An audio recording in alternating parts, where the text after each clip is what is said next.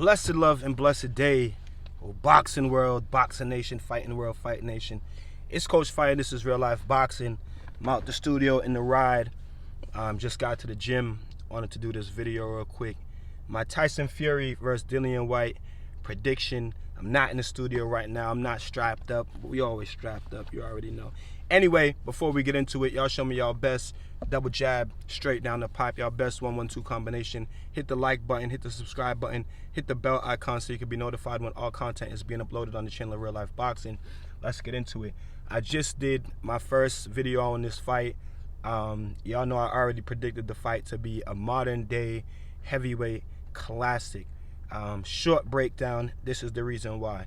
DILLIAN Whyte, he works behind his jab. He wants to come in and land his power shots, throw his hooks, throw his uppercuts, throw his body shots. DILLIAN, the body snatcher, Whyte. Very rarely on the back foot. If you're pressing DILLIAN Whyte, his go-to is to stand there, hold middle of the ring, and bang with you. You know what I'm saying? Very rarely on the back foot. Very rarely do you see people push DILLIAN Whyte backwards. He might get on the back foot, start bouncing around, you know what I'm saying, trying to do his thing to create space. But for the most part, he's on the front foot, working behind his jab, trying to cut the distance and trying to land his big punches hands down. You know what I'm saying? Nothing really, no special effects, nothing really, sneaky about it. His defense is decent. He is defensively, aware. He's more of like an old-time fighter for me, like with his hands, and he's done martial arts, mixed martial arts, kickboxing. So a lot of that karate and the martial arts is with your hands, and he does some stuff like that, guard manipulation, frames and stuff like that. But he is hyper aggressive. He is over aggressive, and that can work against him in this fight against Tyson Fury. For Tyson Fury, we already know Tyson Fury fights many different styles. He was, we was used to seeing a Tyson Fury on his toes, bouncing around, switching stances from orthodox to southpaw, the head movement, the upper body movement, really crafty, really jiggy with it. We're used to that from Tyson Fury. Flicking the jab, flicking the jab, flicking the jab, throwing his punches. In combinations, he's a good combination puncher and getting out of there. Also, good inside fighter. Tyson Fury, knows the tricks of the trade. Plus, he got his little dirty tactics to them. I feel like both of them got their little dirty tactics, but that's boxing. You're in a fight, right?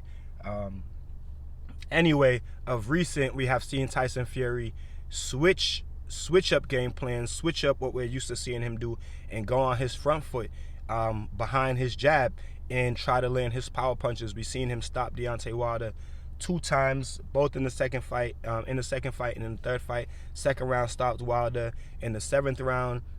Third fight stopped Wilder in the 10th round. Now, in both fights, well, not the second fight, but in the first fight and in the third fight, Tyson Fury was dropped twice. So in 3 fights with Deontay Wilder, he hit the deck 4 times.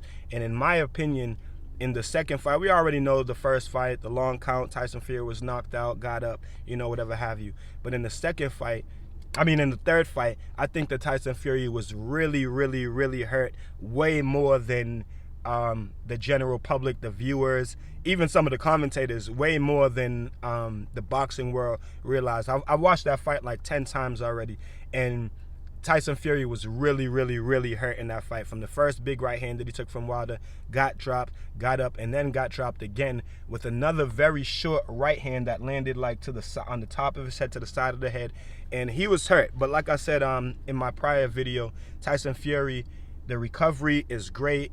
His punch resistance is great, and his ability to recover from the punches in a very quick fashion, even if he gets dropped, is great.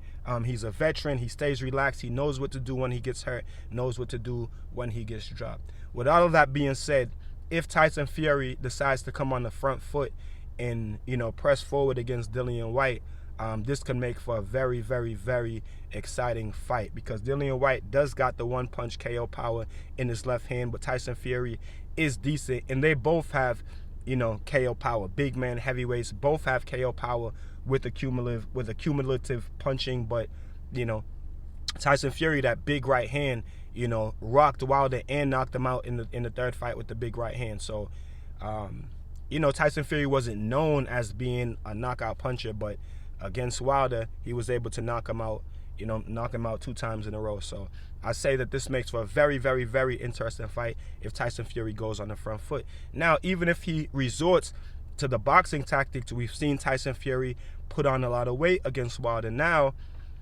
somebody just put out a video of Tyson Fury's current weight and his current physical condition. Somebody put that out this morning. I think it was Hatman.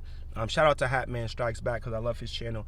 Very informative, knows what he's talking about, and unbiased. I love that.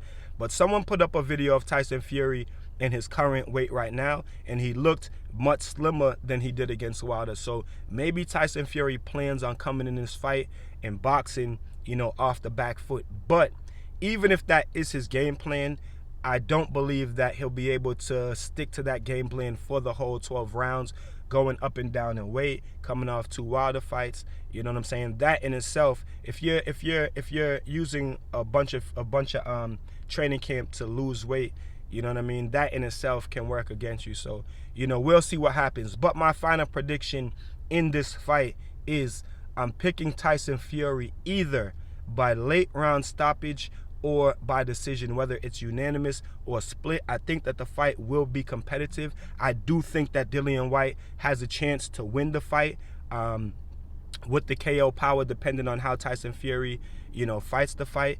But I'm picking Tyson Fury to win the fight, by late round stoppage or, by split decision or by unanimous decision. And I'm picking Tyson Fury because I do believe that if he decides to go on the front foot and it does turn into a firefight, I believe that Tyson Fury is a bit more crafty and a bit more defensively sound than Dillian Whyte. Also, we've seen Dillian Whyte get set up in a brutal knockout by Sasha Povetkin.